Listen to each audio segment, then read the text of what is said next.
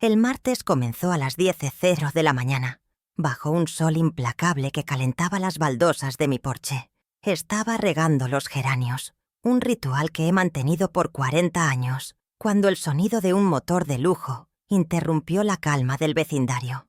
No era el auto de mi hija Laura, era un sedán negro, impecable, del cual descendió Sergio, mi yerno, ajustándose el nudo de la corbata y revisando su reloj. Siempre supe que era una imitación. El Rolex auténtico que mi difunto esposo me dejó descansa en mi alajero, y la copia de Sergio tiene un brillo amarillento, casi desesperado. Él no me miró a mí, miró la fachada de mi casa, como un lobo midiendo a su presa.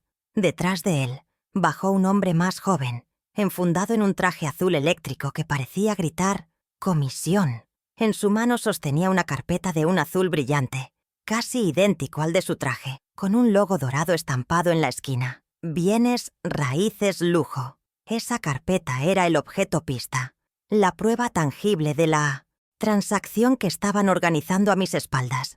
Mis vecinos, los Pérez, se asomaron por la cortina de encaje de su sala. Fingían discreción, pero el movimiento rítmico de la tela los delataba. Sergio, notándolos, les dedicó una sonrisa amplia, como el anfitrión de un evento que yo no había autorizado, relegándome a ser un mueble más en mi propio jardín. El hombre de la carpeta azul sacó un dispositivo de medición láser. El pequeño punto rojo bailó sobre la pared donde Laura aprendió a andar en bicicleta.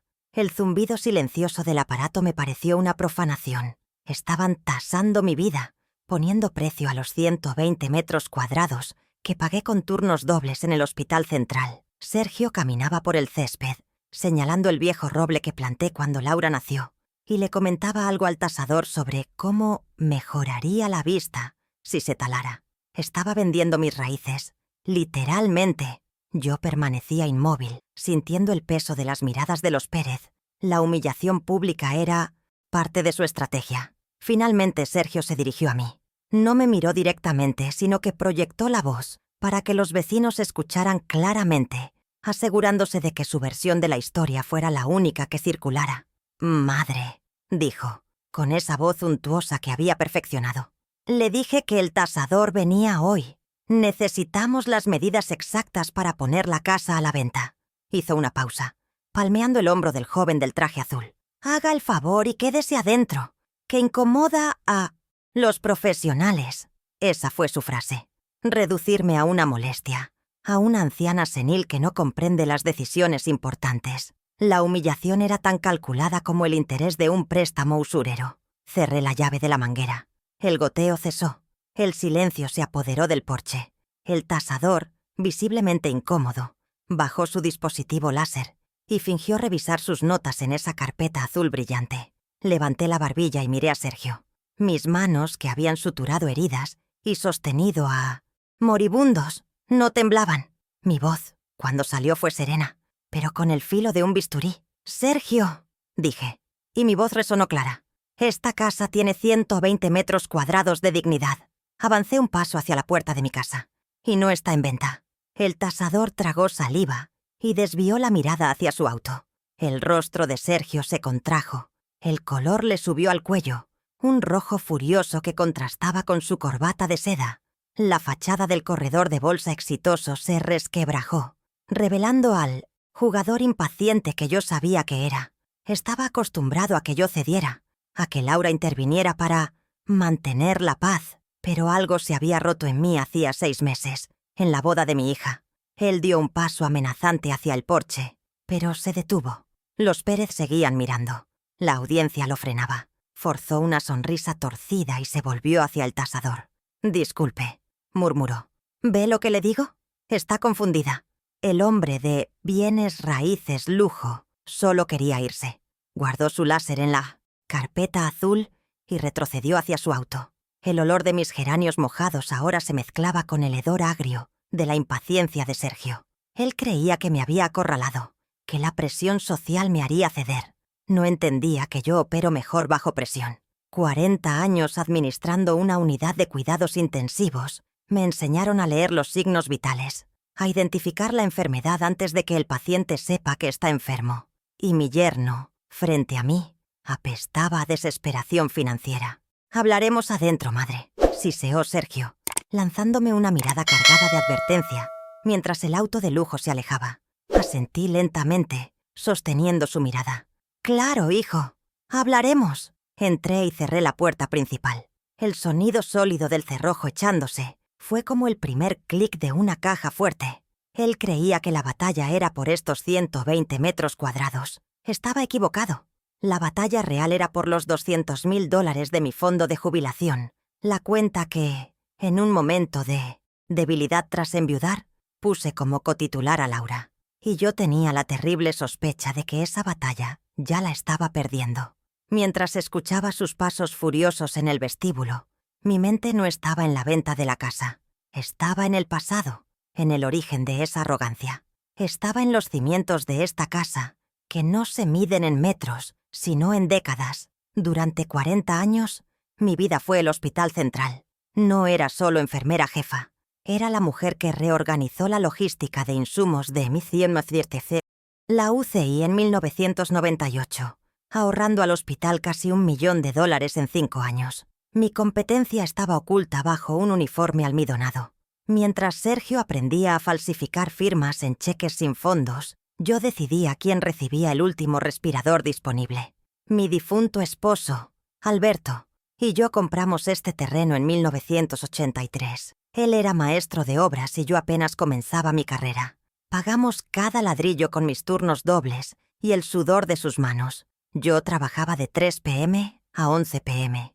y luego cubría el turno de noche en maternidad 2 veces por semana. Esos turnos dobles sumaron 20 años de mi vida. Todo para que Laura, mi hija, tuviera el cuarto con la ventana más grande, el jardín seguro, el futuro que yo no tuve. Cuando Alberto murió hace 10 años, la casa se sintió vacía, y mi vulnerabilidad fue la puerta que Sergio usó para entrar. Laura siempre fue inteligente, pero débil de carácter. Soñaba con un mundo de apariencias, un mundo que yo no entendía, pero que me esforcé por darle. «Mamá, una maestría en el extranjero es la única forma de competir», me dijo en 2015. Así que vacié mi primer fondo de jubilación, el que había construido con tanto esfuerzo. Fueron más de $80.000 transferidos directamente a una universidad en Boston. No lo dudé. Vi cómo empacaba sus maletas, prometiendo que me cuidaría en mi vejez. Ahora entiendo que ella definía cuidar como administrar mi inevitable declive. Regresó 2 años después, no con un trabajo corporativo, sino con Sergio a su lado. Él era corredor de bolsa, un título vago para un hombre que vivía de comisiones inexistentes y promesas vacías. Se instalaron en mi casa temporalmente. Ese temporalmente ya lleva 5 años. Vi cómo él empezó a opinar sobre mis gastos, cómo revisaba mi correspondencia. «Madre, déjeme ayudarla con las finanzas. Usted ya trabajó demasiado», me dijo una tarde. Y yo, aterrada por la soledad que me dejó Alberto, le cedí el control. Hace 1 año firmé los papeles que añadían a Laura como cotitular de mi cuenta de jubilación principal. Los $200.000 restantes. «Es solo para emergencias, mamá», dijo ella, mientras Sergio le pasaba el bolígrafo. Luego vino la boda. Hace 6 meses. La boda de sus sueños, la llamaron. El sueño costó $50.000. El lugar era el Club Hípico del Valle, un sitio donde la gente aplaude más fuerte al caballo que a la novia. Pagué los arreglos florales, el banquete para 300 invitados que no conocía, el vestido de diseñador. «¿Estás segura, Laura? Es mucho dinero», le advertí. «Es una inversión social, mamá», respondió ella, repitiendo las palabras exactas de Sergio. «Tenemos que posicionarnos». Yo firmé el cheque, sintiendo un frío en el estómago. Era mi último gran ahorro líquido, fuera del fondo de jubilación. Recuerdo la semana pasada. Yo estaba en la cocina, preparando la sopa de lentejas que solía encantarle a Laura. Sergio entró, teléfono en mano, visiblemente irritado por una llamada. Me vio cortando las verduras. «Madre», dijo, sin levantar la vista de su pantalla, «con todo lo que gastamos en usted, en su manutención, ya debería estar agradecida». Hizo una pausa, buscando mi reacción. «No nos complique las cosas con sus opiniones sobre la casa». Ese fue el término que usó. «Gastamos en usted». como si yo fuera una mascota costosa, viviendo en mi propia casa, comiendo de mi propia despensa. Ese comentario fue el catalizador. El gaslighting financiero era constante. Insinuaciones sobre mi memoria, sobre mi capacidad para manejar las facturas. «Mamá, ¿estás segura de que pagaste la luz? A mí me llegó un aviso», decía Laura, aunque yo tenía el recibo en la mano. «Sergio escondió las llaves de mi auto hace 2 meses. Por mi seguridad», dijo, después de que supuestamente me perdí volviendo del supermercado, aunque solo tardé 15 minutos más por el tráfico. Ahora insistía en administrar mis pastillas para la presión arterial, contándolas él mismo cada mañana. Estaban construyendo el escenario perfecto para mi incapacidad. Querían vender la casa de 250 metros cuadrados. Esa era la cifra que había escuchado murmurar a Sergio por teléfono la noche anterior, no los 120 metros de construcción que yo mencioné. Querían los $400,000 de la venta, probablemente para cubrir las deudas que yo sospechaba que Sergio tenía. Deudas de juego, quizás. El reloj falso en su muñeca no era solo vanidad, era una señal de alarma. Un hombre que finge riqueza con tanto esmero es porque la necesita, desesperadamente. Creían que la boda había sido mi último gran gasto, mi canto de cisne financiero.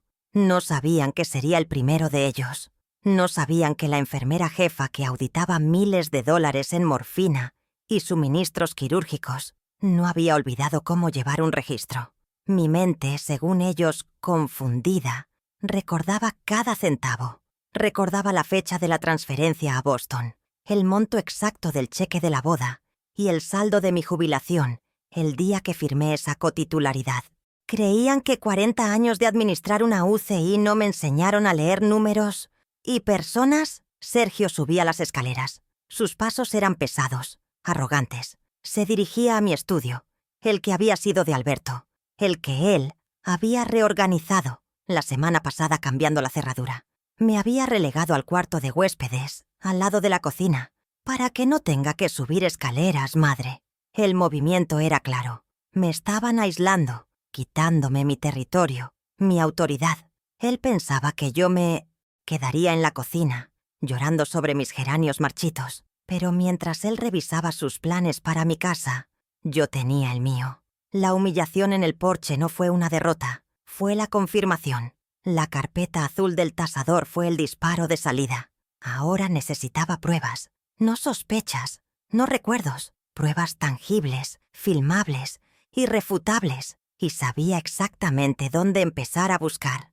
El primer lugar no estaba en los registros del banco, estaba en la nube, en un archivo digital que había grabado hacía exactamente 6 meses, en el día más feliz de la vida de mi hija. Mi viejo iPad. Lo había usado para grabar los discursos de la boda, un recuerdo que quería atesorar. Ahora, ese dispositivo se convertiría en mi mejor testigo. Mientras Sergio abría la puerta de mi estudio con su nueva llave, yo caminaba hacia el cuarto de huéspedes, donde guardaba el dispositivo que contenía la verdad sobre esa inversión social. ¿Cuándo, exactamente, se volvió mi hija cómplice de mi ruina? Iba a descubrirlo. Y luego, ibas a actuar. Me encerré en el cuarto de huéspedes, el único espacio que aún sentía mío, aunque olía a las sábanas de lavanda que Sergio detestaba. Sobre la cómoda, cubierto de polvo fino, estaba mi viejo iPad, el que usé en la boda de Laura hace 6 meses. Lo conecté al cargador, mis manos temblando ligeramente, no de miedo, sino de una ira fría y controlada.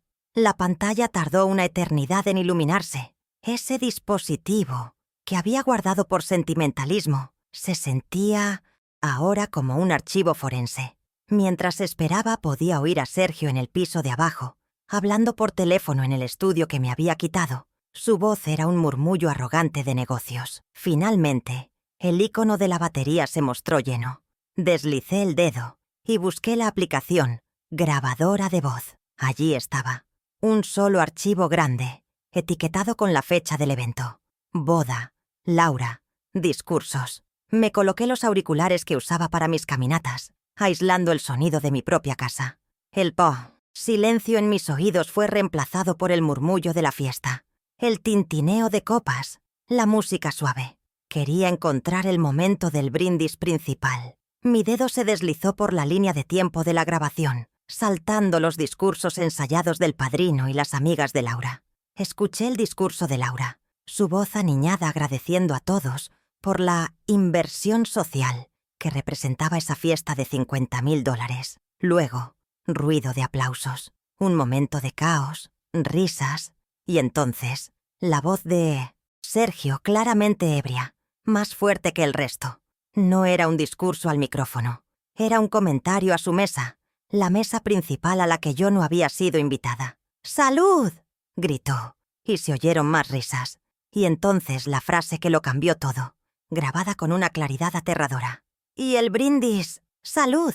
Menos mal que la vieja no vino a la mesa principal. Arruina las fotos con esa cara de hospital. Me quité los auriculares. El silencio del cuarto de huéspedes era ensordecedor. ¡Cara de hospital! La cara que había pagado por el microscopio con el que Laura estudió biología. La cara que había velado sus fiebres durante 38 años. La cara que reflejaba 40 años de turnos dobles para pagar el club hípico del Valle, donde él estaba bebiendo mi dinero. No era un comentario borracho. Era una declaración de intenciones. Yo no era su suegra. Era un obstáculo estético, un mueble viejo que afeaba su nueva vida. La humillación ya no era pública, era peor, era íntima y estaba documentada. Esta grabación era la prueba número 1. La implicación era clara. El desprecio era la base de su relación conmigo. Si me despreciaba tanto el día de la boda, ¿cómo me trataría 6 meses después, cuando su necesidad de dinero era claramente más urgente? El tasador en mi jardín esta mañana no era el principio, era la mitad del acto. Necesitaba saber qué había pasado con el dinero. No las sospechas, los hechos. El desprecio en el audio era la motivación. Ahora necesitaba encontrar la evidencia financiera del crimen. Sabía que no podía usar mi computadora en el estudio. Sergio la había asegurado la semana pasada, cambiando la cerradura. Decidí ir a la biblioteca pública, a 3 calles de distancia. Me puse mi abrigo, agarré mi bolso y salí sin decir nada. El aire fresco me ayudó a pensar. La biblioteca olía a papel viejo y a cera para pisos, un olor a orden y hechos. Me senté en una de las terminales públicas, asegurándome de que nadie pudiera ver mi pantalla, e ingresé al portal de mi banco. El corazón me latía con la fuerza de un monitor cardíaco en alerta. Abrí el estado de cuenta de la cuenta conjunta de jubilación, la que tenía $200,000 el día que, estúpidamente, añadí a Laura como cotitular. Mis ojos escanearon los movimientos recientes. La mayoría eran pequeños, servicios, supermercado. Y entonces lo vi. Una transacción que no reconocí. Fecha: 14 de mayo, 3 días después de la boda. Concepto: pago Casino Marina del Sol. Monto: $5,000. Mi respiración se detuvo. Seguí bajando. Fecha: 20 de mayo. Concepto: pago Casino Marina del Sol. Monto: $10,000, $15,000. $15,000 de mi fondo de jubilación, pagados a un casino. El corredor de bolsa fallido no era solo fallido, era un jugador. La inversión social de la boda no era para posicionarse, era para pagar las deudas que Sergio ya tenía, o para financiar las que estaba acumulando. Sentí un frío glacial. Esto no era mala administración, esto era un saqueo deliberado. La urgencia por vender mi casa de 250 metros cuadrados cobró un sentido nuevo y aterrador. Estaba cubriendo una hemorragia financiera. Con manos firmes, pagué 50 centavos por las impresiones. Salí de la biblioteca con 2 hojas de papel tibias en mi bolso. Eran la prueba número 2. Al llegar a casa, usé el marcador amarillo que guardaba en el cajón de la cocina. Resalté las fechas y los conceptos. Ver la tinta amarilla sobre el nombre del casino lo hizo real. No era una inversión social. Era una estafa personal. Estaban vaciando la cuenta que supuestamente era para mis emergencias médicas, para sus emergencias de juego. Subí las escaleras en silencio. La puerta del cuarto de Laura estaba entreabierta. La escuché hablar por teléfono. Su voz era melosa, pero con un tono conspirativo que me heló la sangre. Me detuve en el pasillo, justo fuera de su vista. «No, claro, amiga», decía ella.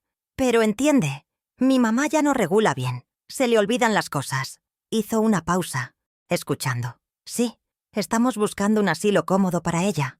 Un lugar bonito donde la cuiden bien. El teléfono era su arma. Y mi reputación, mi competencia, era su víctima. Un asilo cómodo. La frase resonó en el pasillo silencioso. El tasador en el jardín, el robo en mi cuenta bancaria y ahora la justificación moral para deshacerse de mí. No solo querían mi dinero y mi casa, querían mi libertad. Estaban construyendo activamente una narrativa de mi incompetencia. El ocultamiento de las llaves de mi auto. La insistencia de Sergio en administrar mis pastillas para la presión. Todo encajaba. Intentaban declararme senil para tomar el control total. Retrocedí a mi cuarto antes de que me viera. Me senté en la cama, las impresiones del banco en una mano, el iPad con el audio en la otra. La ira estaba dando paso a una claridad quirúrgica. Estaba siendo rodeada. Necesitaba un abogado, y no uno cualquiera. Necesitaba a la doctora Campos. Fue la asesora legal del sindicato del hospital. Durante 20 años. Había visto a administradores fraudulentos intentar robar fondos de pensiones. Ella sabría exactamente qué hacer con lo que tenía. Y con lo que aún me faltaba. Llamé a la doctora Campos desde el teléfono fijo del pasillo, marcando de memoria. Le pedí una cita urgente. «Elvira», dijo su voz grave. «¿Estás bien? Suenas controlada». «Estoy perfectamente, doctora», respondí. «Solo necesito que revise unos papeles sobre mi jubilación. Creo que he firmado algo que no debía». Nos citamos para el día siguiente a las 14:00. Colgué justo cuando Sergio salía del estudio. Me miró con suspicacia. «¿Hablando con sus amigas, madre?» «Con el servicio de jardinería». Mentí. «Los geranios se ven secos». Él asintió, satisfecho con mi respuesta doméstica. No sospechaba nada. La narrativa de la vieja confundida que ellos mismos habían creado era ahora mi mejor camuflaje. Volví a mi cuarto y busqué en mi viejo archivador. Allí estaba. El documento que Sergio me hizo firmar hace un año. El que supuestamente era para gastos de administración de la casa. Lo recordaba porque la letra era microscópica, diseñada para no ser leída. Lo guardé en mi bolso, junto a los extractos del casino. Al día siguiente, a las 14:00 en punto, estaba en la oficina de la doctora Campos. Huele a café fuerte y a confianza. Le extendí el documento. No le dije nada sobre el casino ni sobre el asilo. Quería su opinión objetiva. Ella se puso sus gafas de lectura y el silencio se extendió mientras sus ojos recorrían las cláusulas. Yo observaba su rostro, impasible, como el de una buena jugadora de póker. Finalmente levantó la vista y señaló un párrafo en la segunda página. «La cláusula 4.b, señora Elvira», dijo, su voz tranquila pero cortante. «Esto no es un poder para gastos de administración». Hizo una pausa, asegurándose de que yo entendiera el peso de sus siguientes palabras. «Esto es una cesión de derechos sobre el 50% de su fondo de jubilación en caso de incapacidad». La palabra clave resonó en la habitación. Incapacidad. La misma que Laura estaba vendiéndole a sus amigas por teléfono. Esta era la prueba número 3. El mecanismo legal que Sergio había preparado para dar el golpe final. «¿Incapacidad declarada judicialmente?», pregunté, mi voz sonando extrañamente calmada. La doctora Campos asintió. «O médicamente certificada por 2 especialistas». Ahora entendía por qué Sergio insistía en administrar mis pastillas. Era fácil provocar un episodio de confusión o un alza de presión si él controlaba la dosis. Estaba intentando fabricar la evidencia médica para activar esta cláusula y quedarse con la mitad de mis 200.000 blood lillas, además de vender la casa. El plan era mucho más siniestro de lo que había imaginado. La doctora Campos me miró fijamente. «Elvira, esto es un fraude, pero para anularlo necesitamos demostrar mala fe e intención. ¿Crees que él sepa que estás aquí?» Mi mente voló a mi estudio, a mi computadora. «Él organizó mi oficina la semana pasada», dije. Cambió la cerradura y ha estado usando mi computadora personal. La doctora Campos frunció el ceño. «Necesitamos saber si ha accedido a tus comunicaciones. Si sabe que estás hablando conmigo, acelerará su plan». Salí de su oficina con una misión clara. Necesitaba a mi nieto. Mateo, el hijo del primer matrimonio de Laura, tiene 17 años y un sentido de la justicia que su madre parece haber perdido. Es un genio con las computadoras y, lo más importante, desprecia a Sergio. «Abuela», me dijo una vez en secreto. Mi mamá no era así antes de él. Lo llamé desde un teléfono público. «Mateo, necesito tu ayuda. Es sobre mi computadora. ¿Puedes venir a la casa esta tarde? Sergio y tu madre saldrán a ver propiedades». Mateo llegó a las 5 p.m., con su mochila cargada de cables y un aire de misión secreta. Lo llevé al cuarto de huéspedes, donde yo había trasladado mi vieja computadora de escritorio. Sergio cambió la cerradura de mi estudio. Le expliqué. «Creo que ha estado entrando en mis correos». Mateo no dijo nada, solo apretó la mandíbula. Se sentó y empezó a teclear. Sus dedos volaban sobre el teclado, abriendo ventanas negras con códigos que yo no entendía. Era como ver a un cirujano en plena operación. Después de 20 minutos de silencio concentrado, giró la pantalla hacia mí. «Abuela, tenías razón». La pantalla mostraba el registro de seguridad de mi cuenta de Gmail, una lista de accesos sospechosos, y junto a cada uno, una dirección IP. Mateo señaló la más reciente, de esa misma mañana. «Esta IP no es de la casa». Hice una búsqueda. Abrió otra ventana. «Pertenece a la red de Inversiones Globales SG, la oficina de Sergio». Era la prueba número 4. Irrefutable. «Abuela», dijo Mateo, su voz endureciéndose. «Él ha estado leyendo tus correos con la abogada». La implicación me golpeó como un golpe físico. Sergio sabía que yo estaba investigando. Sabía de mi visita a la doctora Campos. El tasador en el porche no era solo una prueba, era una provocación, una muestra de poder. Él creía que yo era una anciana asustada, y ahora que sabía que estaba moviéndome, actuaría rápido. La conversación sobre el asilo cómodo no era un plan a futuro, era una amenaza inminente. La urgencia me invadió, pero no el pánico. 40 años en la UCI me enseñaron que cuando el paciente se descompensa, no gritas, actúas. Tienes una ventana de minutos para estabilizarlo. Mi ventana se estaba cerrando. Sergio sabía que yo sabía. Ahora él jugaría su carta de incapacidad más rápido. Pero él no sabía algo. No sabía del audio en el iPad.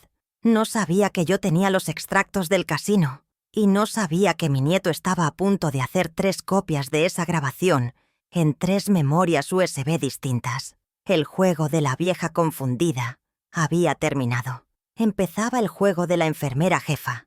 La revelación de Mateo fue como un electroshock. Sergio sabía que había consultado a la doctora Campos. El espionaje era la prueba de mala fe que necesitábamos, pero también era una señal de alarma. Él iba a acelerar su plan.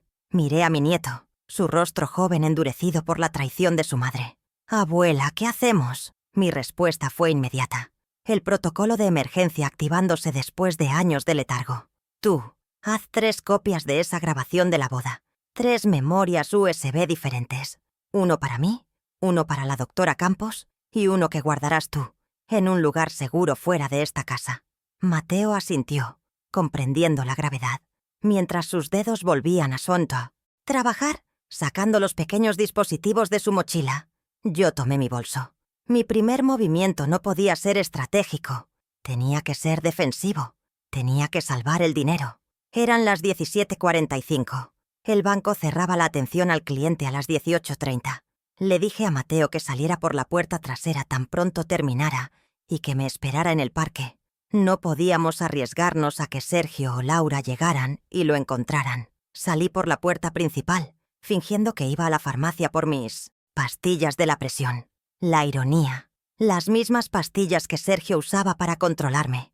Ahora eran mi coartada para mi liberación. Caminé rápido, sin correr, sintiendo la adrenalina de 40 años en emergencias. Sergio sabía que yo estaba investigando.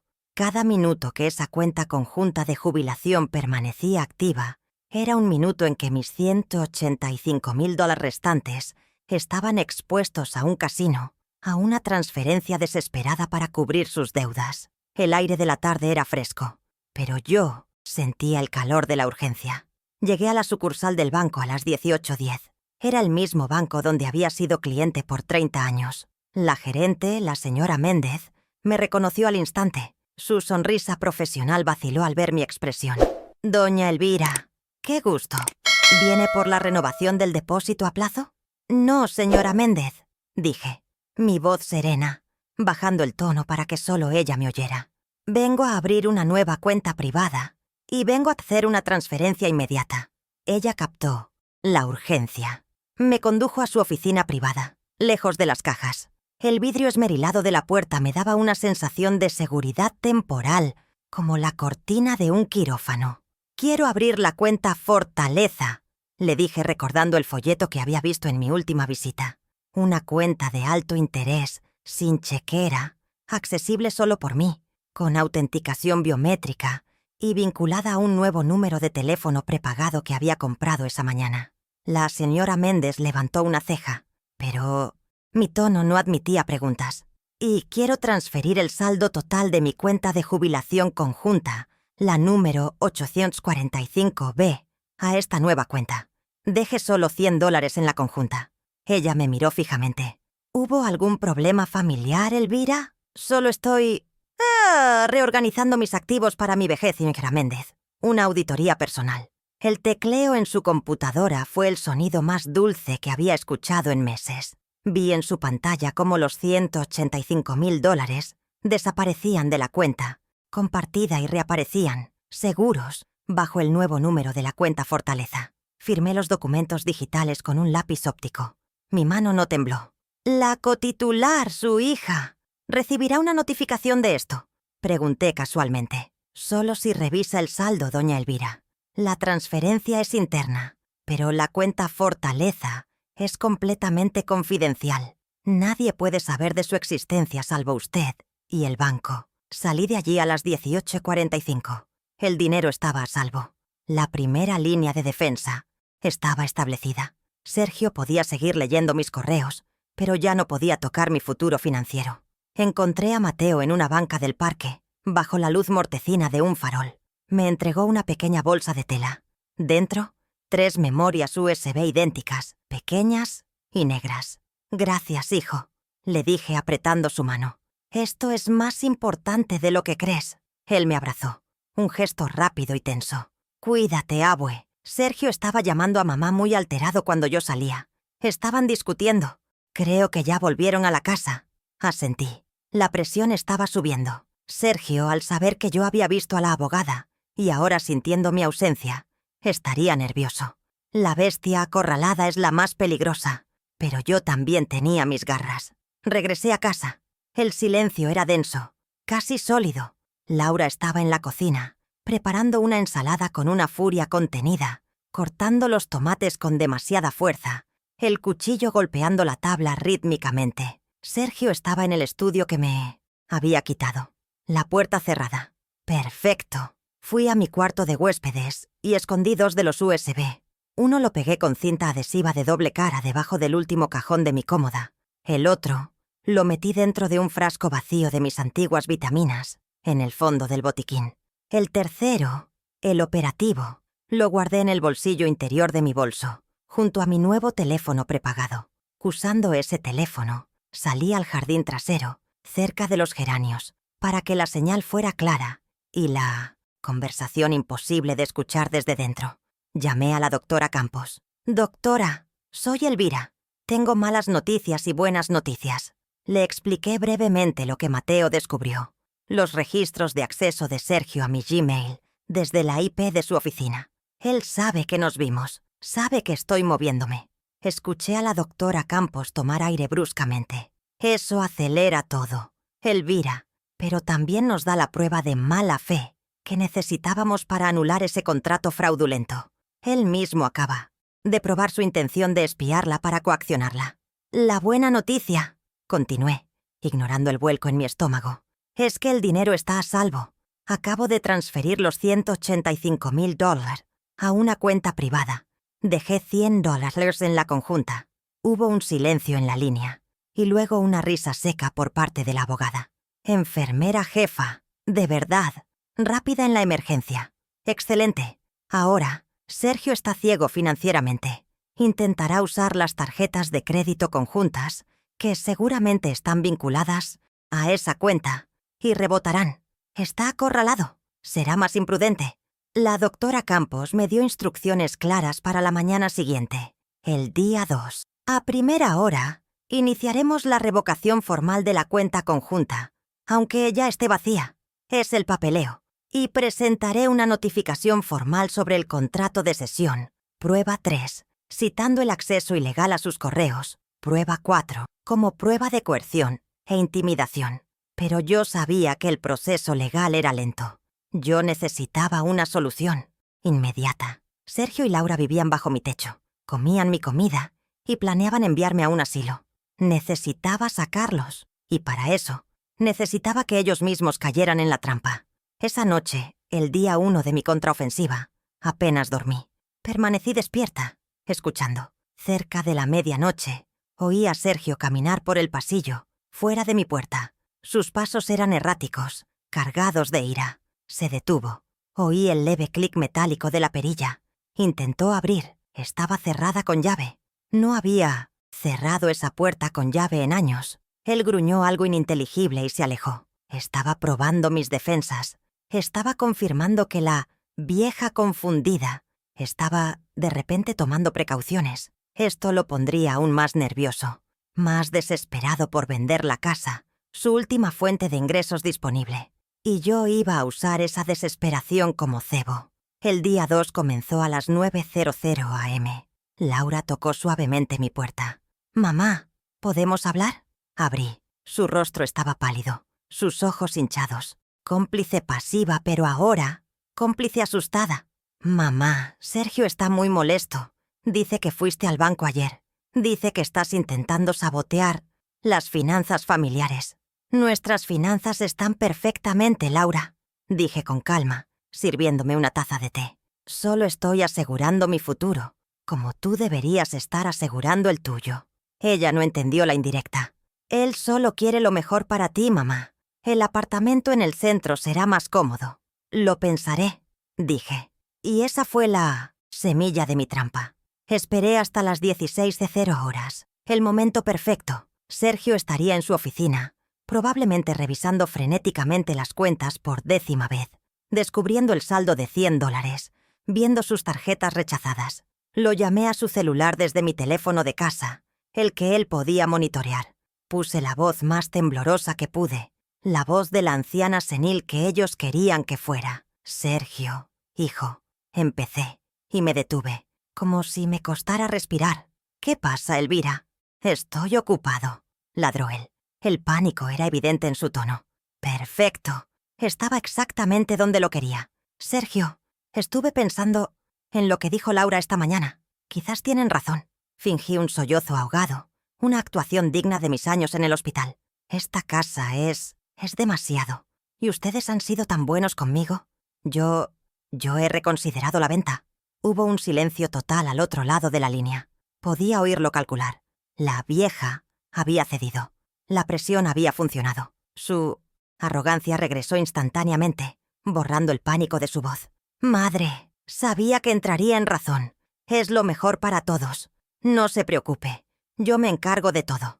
El señor Rojas, el tasador, fue muy comprensivo con su episodio de la otra mañana. Por eso te llamo, Sergio», continué, mi voz temblando de falsa emoción. Quiero hacer las paces. Quiero arreglar esto. ¿Por qué no invitamos al señor Rojas a cenar este sábado, aquí en la casa, para celebrar el cierre del trato? Hice una pausa, añadiendo el toque maestro. Quiero que él vea que estoy de acuerdo, que somos una familia unida. La trampa estaba puesta. Una cena, un evento público, aunque fuera pequeño, un escenario en mi comedor. Sergio mordió el anzuelo con una avidez que casi me dio lástima. «Excelente idea, madre. Magnífico», exclamó, su voz ahora melosa, triunfante. Podía visualizar su sonrisa torcida, el brillo de su reloj falso. «Yo mismo llamaré a Rojas. El sábado a las 8 p.m. Será perfecto. Prepara tu famosa lasaña, ¿quieres? Laura te ayudará». Colgó antes de que yo pudiera responder. La condescendencia era palpable. Él creía que había ganado. Creía que mi pequeña rebelión había sido aplastada por su superioridad y que yo volvía al redil, lista para ser esquilada y enviada al asilo. No sabía que el sábado a las 8 p.m. No era una cena de cierre, era una audiencia. Mi siguiente llamada, 5 minutos después, fue desde mi teléfono prepagado. Marqué el número de la oficina de Bienes Raíces Lujo. Señor Rojas, habla Elvira, la dueña de la casa en la calle Los Robles. Su voz fue cautelosa. Señora Elvira, qué sorpresa. Su yerno, Sergio, acaba de llamarme para una cena de cierre el sábado. Exacto, señor Rojas, dije. Mi voz ahora firme, la de la enfermera jefa. La casa no está en venta. Lo invité a mi casa bajo ese pretexto porque necesito un testigo profesional. Sergio ha estado usando su nombre y el de su agencia para intentar vender mi propiedad de forma fraudulenta. Hubo un silencio de impacto. Señora, eso es una acusación muy grave. Sergio me mostró un poder notariado, un poder obtenido bajo engaño, señor Rojas, y tengo pruebas de retiros bancarios directos a casinos y de espionaje informático para forzar mi incapacidad. Hice una pausa, dejando que las palabras se asentaran. Entiendo si no quiere involucrarse, pero Sergio está usando su agencia como fachada. Si usted viene el sábado a las 8 p.m., le presentaré la evidencia. Si no, mi abogada, la doctora Campos, contactará a su oficina el lunes por la mañana para informarles que están siendo investigados como cómplices de fraude patrimonial. Le di una salida y una amenaza. El señor Rojas, un hombre cuya reputación valía más que una comisión, entendió perfectamente. Su silencio fue corto. Estaré allí, señora Elvira, a las 8 p.m., pero vendré a escucharla a usted, no a cerrar un trato, y traeré a mi propio asesor legal. Me parece excelente, señor Rojas. Hágalo. Colgué. El escenario estaba listo. Los actores estaban convocados. El antagonista arrogante, la cómplice débil, el testigo profesional, ahora con su propio abogado, y la protagonista subestimada.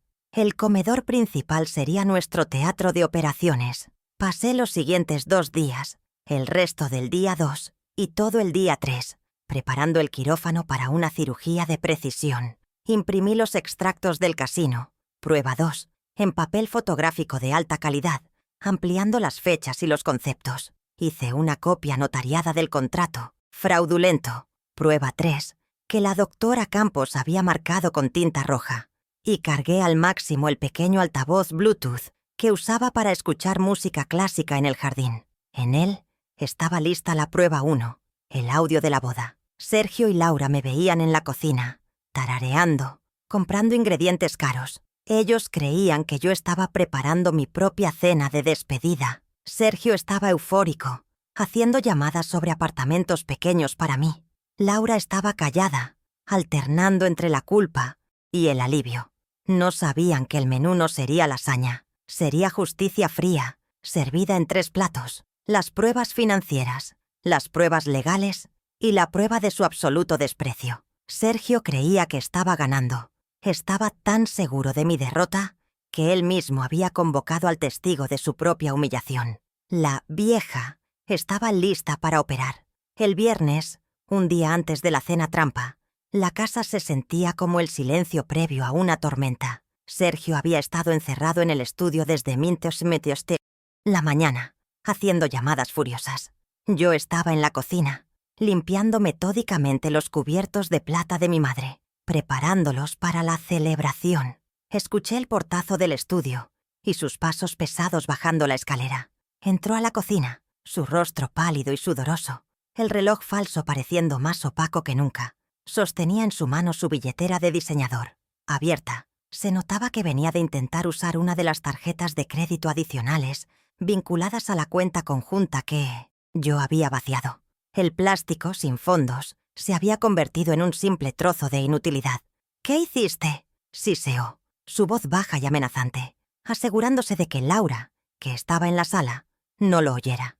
¿Qué hiciste con la cuenta? La tarjeta fue rechazada. ¡Rechazada! ¿Intentas humillarme? Se apoyó en el mesón, invadiendo mi espacio. Olía a miedo rancio y a la loción cara que yo le había comprado en Navidad.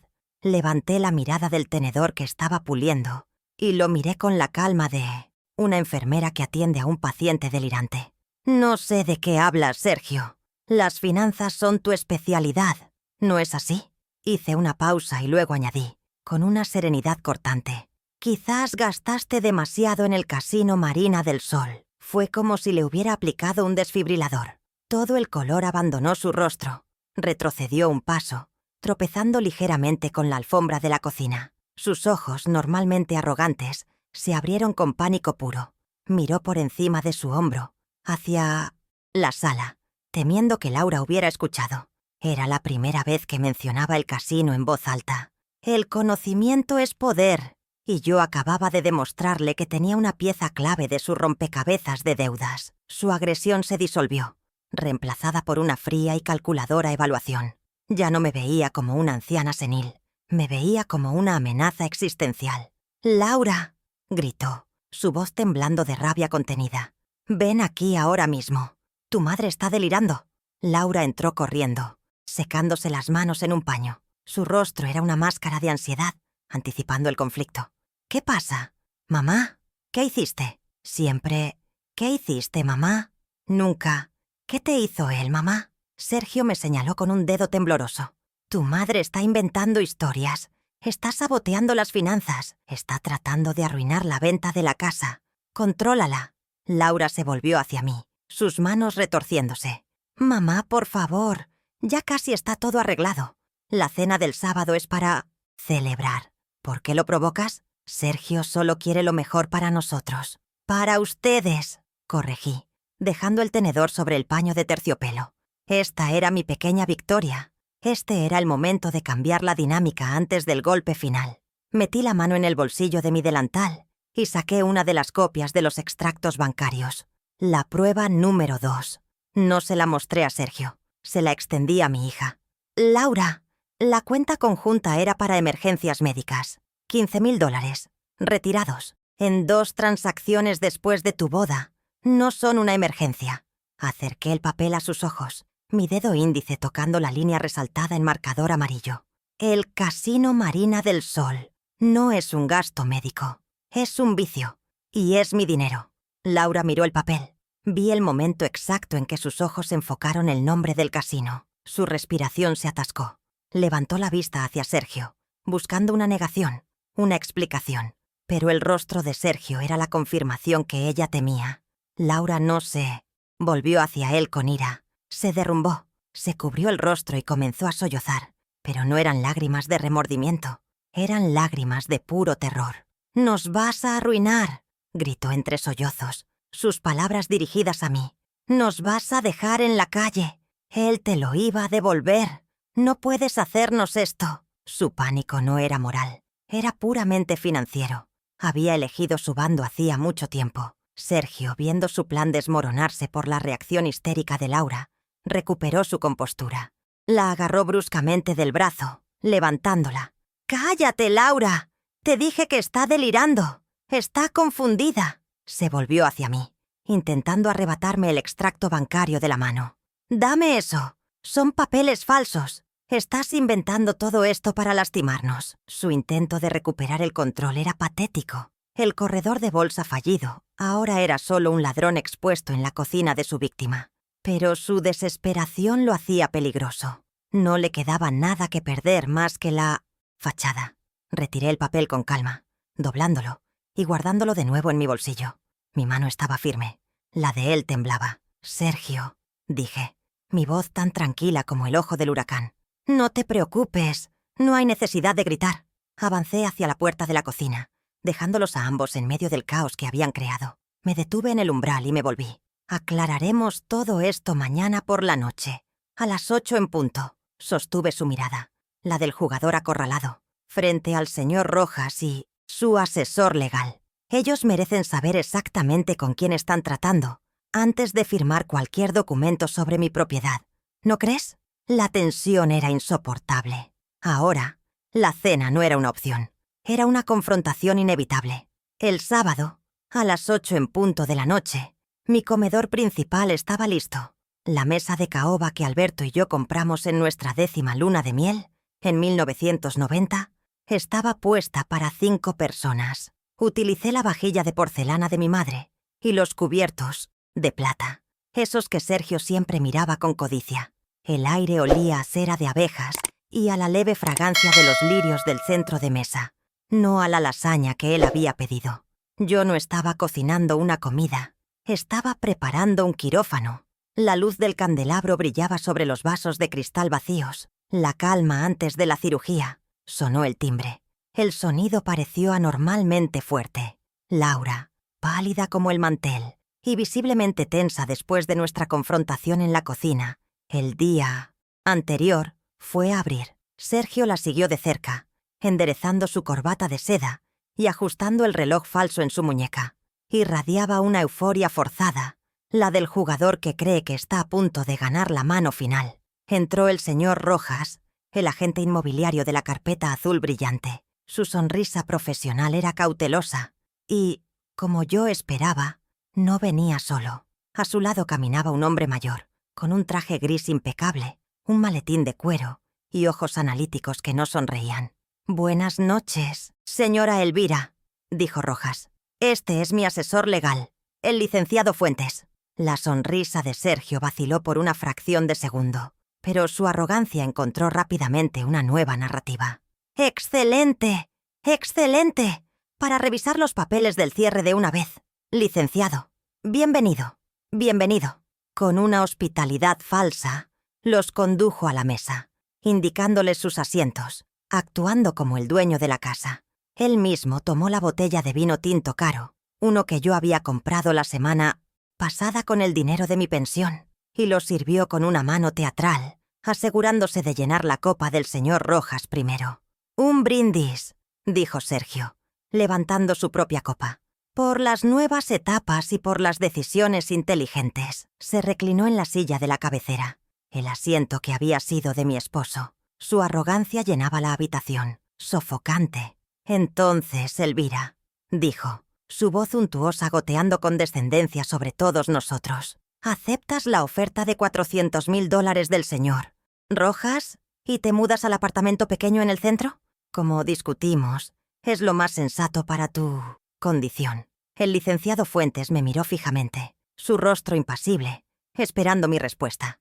Laura miraba su plato, incapaz de levantar la vista. Tomé un sorbo de agua. El cristal estaba frío. Dejé el vaso sobre el posavasos de lino con un cuidado deliberado. El silencio se extendió. «De hecho, señor Rojas, lamento que haya venido». La sonrisa de Sergio no se congeló, se quebró. «Lamento que haya perdido su valioso tiempo y que haya traído a su abogado bajo un pretexto completamente falso». Levanté la barbilla y miré directamente a la gente.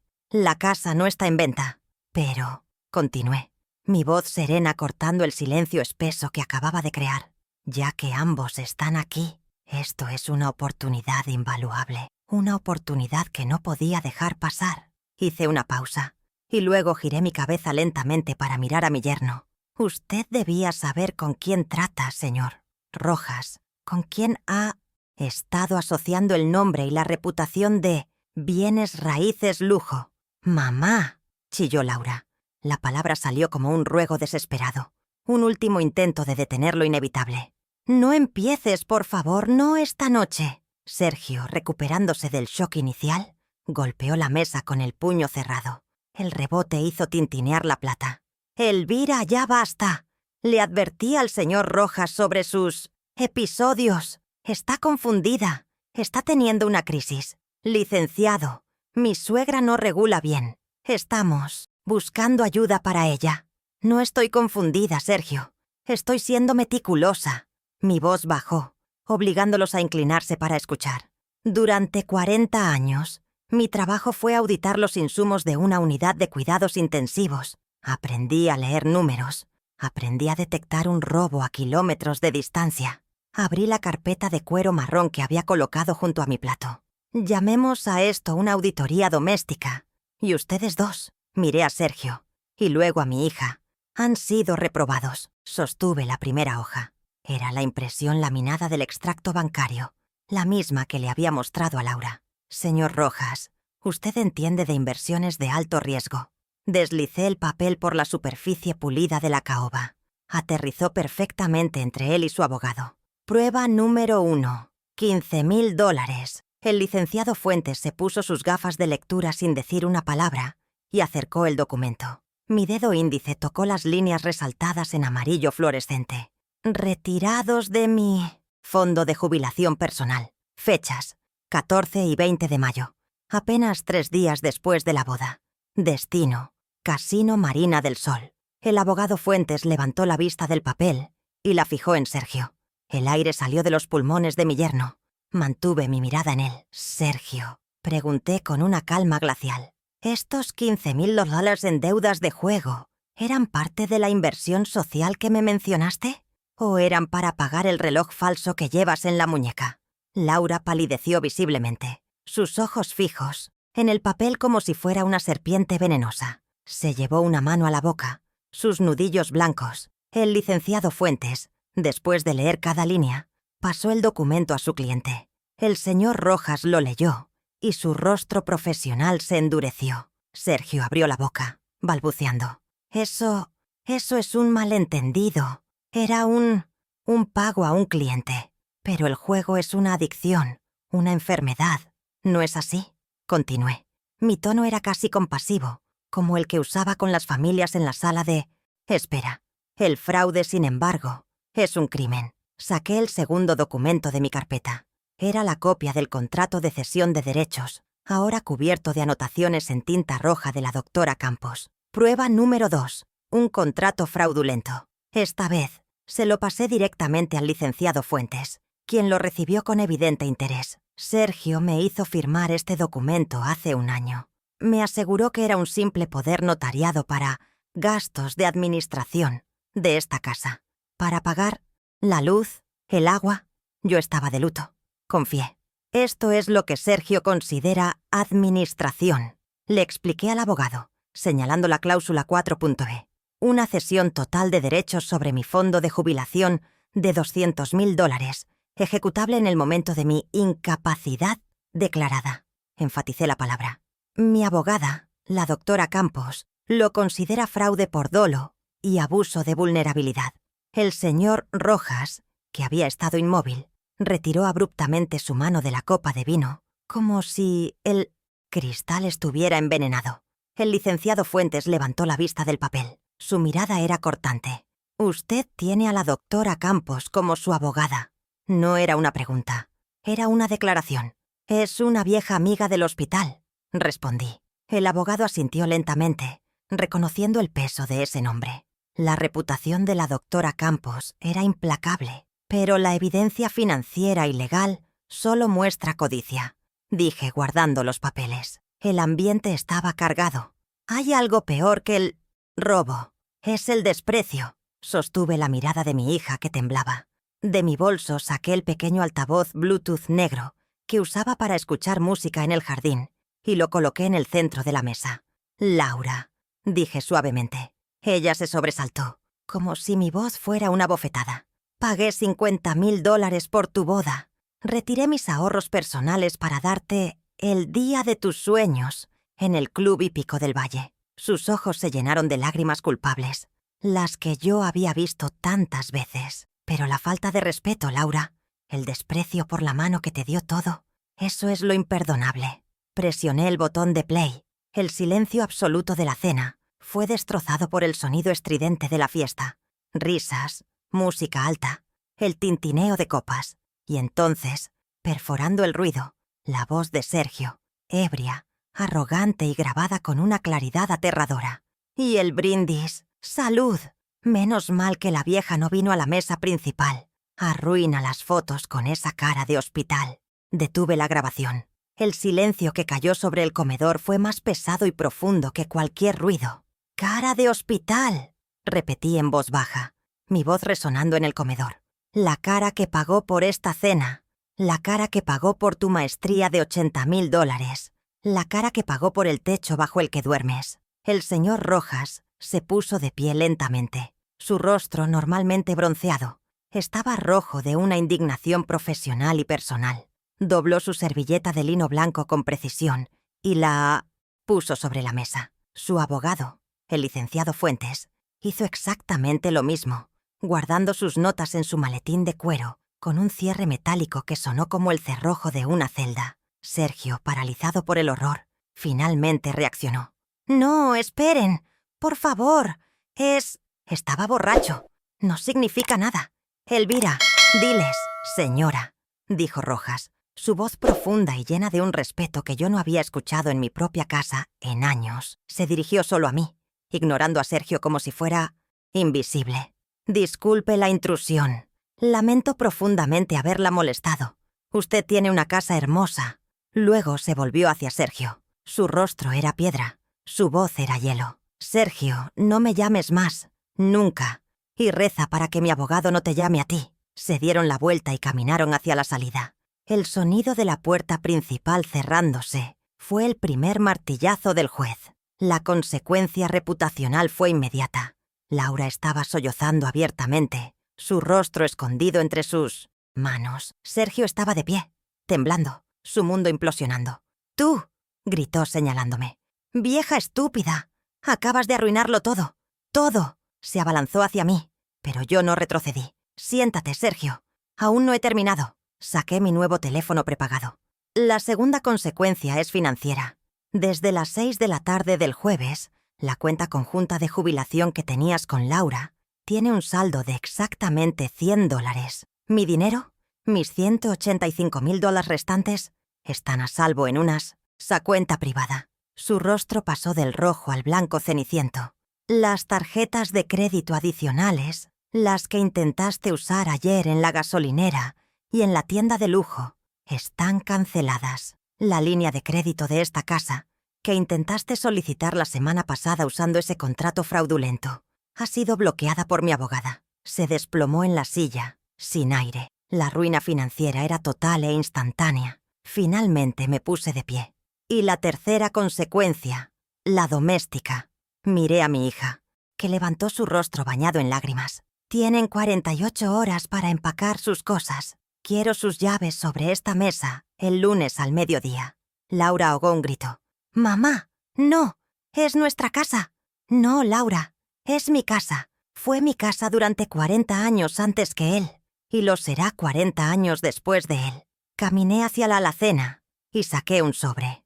Les he pagado el primer mes de alquiler de un apartamento modesto en el centro. Después de eso, están solos. Laura se derrumbó sobre la mesa, sus sollozos resonando en la madera de caoba pulida, ahogados por la porcelana fina. «Mamá, no puedes. No nos hagas esto. Es nuestra casa». Levantó su rostro, devastado por el pánico, no por el arrepentimiento. «Perdóname, mamá, por favor». Sergio no lo decía en serio. Su disculpa era un intento desesperado de transacción, una súplica para rebobinar el tiempo y esconder las pruebas de nuevo. Pero las pruebas ya estaban sobre la mesa, tan frías e innegables como el estetoscopio que solía colgar de mi cuello. Miré sus lágrimas sin sentir la punzada de compasión que ella esperaba. La compasión había sido cauterizada. «Laura», le dije, mi voz serena, «tus lágrimas no cambian el saldo de los extractos bancarios, no borran la grabación de tu boda». Ella trató de agarrar mi mano sobre la mesa.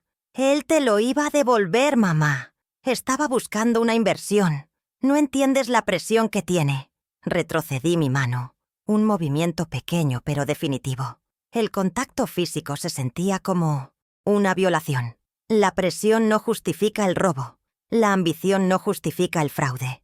La miré, y por primera vez en 38 años, la vi no como mi hija, sino como una cómplice activa. Una mujer adulta que había sopesado mis 40 años de sacrificios contra un reloj falso y un estatus social vacío, y había elegido el reloj. Tu lealtad no estaba dividida, Laura. Estaba claramente posicionada en su esquina, esperando beneficiarte de mi ruina. «Laura, te amo», dije. Y era verdad. El amor de una madre es un órgano vital. No puede extirparse, incluso si está enfermo. Pero el amor y la convivencia son dos cosas distintas. El amor no me obliga a ser tu víctima. Respiré hondo, estableciendo el primer protocolo de mi nueva vida. No viviré más bajo tu techo, ni tú bajo el mío. La confianza no se rompió, fue sistemáticamente demolida. Yo te di la vida, pero no voy a financiar la forma en que la desperdicias. Este capítulo, el de la familia, viviendo junta para cuidarme, se ha terminado permanentemente. Establecí las nuevas reglas. tan claras como las dosis en un frasco de medicina. «Puedes visitarme», le concedí, porque a pesar de todo, era la madre de mi nieto. Los domingos, de 10 de la mañana a 12 del mediodía. Ni un minuto antes, ni un minuto después. Sus ojos se abrieron con incredulidad ante la rigidez del horario. «Y vendrás sola. Si te presentas en esa puerta acompañada por él, la puerta no se abrirá. La cadena de seguridad permanecerá puesta. ¿Has entendido el procedimiento, Laura?» Ella asintió, sollozando en silencio. La arrogancia de la mañana reemplazada por la cruda realidad de las consecuencias. Mi mirada se desplazó hacia Sergio, que permanecía paralizado en la silla de la cabecera. Un rey destronado en un comedor vacío. «En cuanto a ti, Sergio», dije, y mi voz bajó un tono, adquiriendo el filo del acero quirúrgico. «Tú no eres bienvenido en esta propiedad. Nunca más. Ni en el porche, ni en la acera, ni en mi funeral». Me aseguré de que entendiera la permanencia de su destierro. Cualquier intento de contacto conmigo, con mis finanzas o con mi casa será reportado a la policía y a la doctora Campos, quien ya tiene una orden de restricción preparada basada en el espionaje informático. Tu nombre ha sido eliminado de mi vida. Las siguientes 48 horas fueron un purgatorio de silencio y cajas de cartón. Escuchaba el sonido de la cinta de embalar desde el piso de arriba, el arrastrar de muebles. No subí. Me quedé en mi jardín, podando mis geranios, sintiendo el sol en mi rostro. El lunes, a las 11:58 am, bajaron sus últimas maletas. Sergio no me miró. Su rostro era una máscara lívida de humillación y rabia impotente. Laura dejó las llaves de la casa y la llave de mi auto sobre la mesa del vestíbulo. No lloraba, solo parecía vacía. Los vi subir al taxi que los llevaría a su nuevo apartamento en el centro. Cuando el auto dobló la esquina, no sentí alivio. Solo sentí la quietud de una fiebre que finalmente ha cedido. Esa tarde, a las 14:00, el cerrajero cambió cada cerradura de la casa. La puerta principal, la puerta trasera, la puerta del garaje. Y lo más importante, cambió la cerradura de mi estudio. Le pedí una llave antigua, de latón pesado, no una moderna. Cuando insertó la nueva llave y giró, el sonido del mecanismo encajando fue sólido, definitivo. Entré al estudio por primera vez en semanas. Todavía olía débilmente a la loción cara de Sergio. Abrí las ventanas de par en par, dejando que el aire de la tarde limpiara los últimos vestigios de su presencia. Coloqué mi viejo estetoscopio sobre el escritorio de Alberto. El territorio había sido recuperado. Pasó una semana. La casa volvió a oler a mis libros, a cera de limón y al café de la mañana. Me senté en mi estudio, en el escritorio que había sido de mi esposo y que Sergio intentó robar. La luz entraba por la ventana limpia. Frente a mí estaba mi nueva computadora, completamente segura, un regalo de Mateo. En la pantalla no había correos de abogados ni amenazas. Solo estaba el portal de mi nueva cuenta privada Fortaleza. Miraba los números, mi fondo de jubilación intacto, seguro, protegido por contraseñas que solo yo conocía. Por primera vez en 5 años, mis finanzas no eran una fuente de ansiedad, sino un muro de protección. La puerta del estudio se abrió suavemente. Era Mateo. Ya no tenía que entrar a escondidas. Sostenía una taza en la mano. «Abuela», dijo en voz baja. «¿Té?» Asentí. Había dejado el café. Mi pulso ya no necesitaba acelerarse. Me pasó la taza de porcelana. El vapor olía a manzanilla y miel. Él no preguntó por su madre. No hablamos del drama. Solo me dio el té. Me dio una pequeña sonrisa y se sentó en el rincón de lectura, abriendo su propio libro de física. La dignidad no era solo recuperar mi dinero. Era esto. Era el respeto silencioso. La compañía que no exige nada. Sostuve la taza caliente entre mis manos, sintiendo el calor penetrar mis dedos. Mis manos, que habían temblado de ira contenida, ahora estaban quietas. Tomé un sorbo. El té era suave. Miré por la ventana hacia mi jardín. Los geranios estaban floreciendo con un rojo intenso. Volví mi atención a la pantalla de la computadora, a mi trabajo. Tenía que planificar la reinversión de mis fondos. Había un orden en mi mundo de nuevo. Un orden que yo había impuesto.